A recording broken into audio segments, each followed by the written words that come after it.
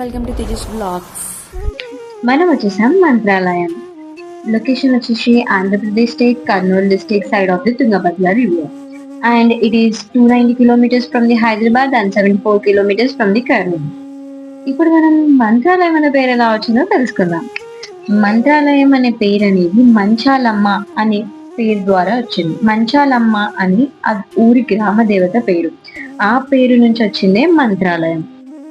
మంత్రాలయంలో food timings, దర్శనం timings అన్ని క్లియర్గా నేను ముందు మెన్షన్ చేశాను.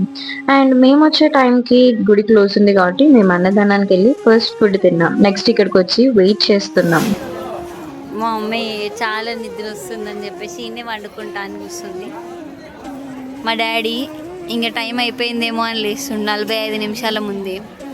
హలో గైస్, మేము ఇప్పుడు మంత్రాలయంలో ఉన్నాం.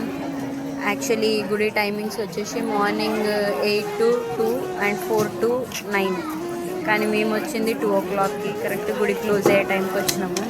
సో 4 వరకు వెయిట్ చేయాల్సి వస్తుంది. మాతో పాటు ఇట చాలా మంది ఉన్నారు, వెయిట్ చేస్తున్నాం అందరం. చాలా మంది ఉన్నారు, వెయిట్ చేస్తున్నాము. ఇప్పుడు 3:30 అవుతుంది, మేబీ 3:45కి అట్లా స్టార్ట్ చేస్తారు అనుకుంటా దర్శనం. ఫ్రీ దర్శనం వేరే లైన్ అంట, అండ్ వెనకాల ఉంది ఓన్లీ ఫర్ డివోటీస్, అంటే డొనేట్ చేసిన డివోటీస్ మాత్రమే. ఫ్రీగా దర్శనం చేసుకోవాలనుకున్నప్పుడు వేరే లైన్ వెళ్ళాలంట. మేము వెయిట్ చేస్తున్నాం, లైన్ స్టార్ట్ అయితే వెళ్ళాలి. ఇప్పుడు మంత్రాలయం ఒక చిన్న స్టోరీ తెలుసుకుందాం. వెంకన్న అనే ఒక అబ్బాయి సిద్ మసూద్ ఖాన్ అనే నవాబ్ దగ్గర పనిచేసేవాడు. ఒక రోజు ఒక రాయల్ లెటర్ వచ్చింది. అది వెంకన్నకి ఇచ్చి చదువుమని ఆర్డర్ వేశాడు నవాబ్.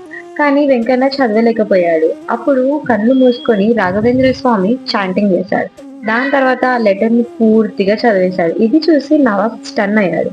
దాని తర్వాత నువ్వెలా చదివెళ్ళావు అని అడిగినప్పుడు రాఘవేంద్ర స్వామి విశేషాల గురించి అతను చెప్పింది. అప్పుడు నవాబ్ టెస్ట్ చేయాలని అనుకున్నాడు. ఒక పెద్ద ప్లేట్ లో అన్ని types of non veg items పెట్టి దానిపైన ఒక సిల్క్ క్లాత్ కప్పి రాఘవేంద్ర స్వామికి మీల్ లాగా ఇచ్చాడు. ఎప్పుడైతే రాఘవేంద్ర స్వామిని పిలిచి తినమని అడిగారో రాఘవేంద్ర స్వామి మఠం నుంచి వచ్చి తినడానికి రెడీ అయ్యాడు. కానీ దానికన్నా ముందు కమండలం నుంచి కొన్ని నీళ్లు తీసుకొని ఆ సిల్క్ క్లాత్ మీద స్ప్రింకిల్ చేశాడు. స్ప్రింకిల్ చేసిన కొద్దిసేపటి తర్వాత ఆ సిల్క్ క్లాత్ ఓపెన్ చేసిన తర్వాత దాని లోపల జాస్మిన్, తులసి ఫ్రూట్స్ అనేవి ఉన్నాయి.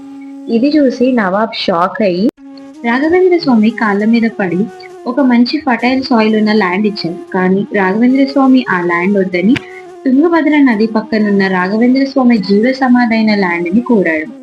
అక్కడ మాధవరం నుంచి శ్రీరాముడు తాకిన స్టోన్ ని తెప్పించుకొని బృందావనం కట్టుకొని దాంట్లోనే జీవ సమాధి చెందారు. అలా జీవ సమాధి చెందిన మంత్రాలయాన్ని దర్శించుకొని ఇలా చిన్నగా చాయ్ తాగి నెక్స్ట్ డెస్టినేషన్ ఆలోచించుకుని ప్రయాణాన్ని సాగించాం. మీకు మా ట్రిప్ సిరీస్ లో డే 1 నచ్చినట్టయితే please like, share and subscribe. Bye, see you next.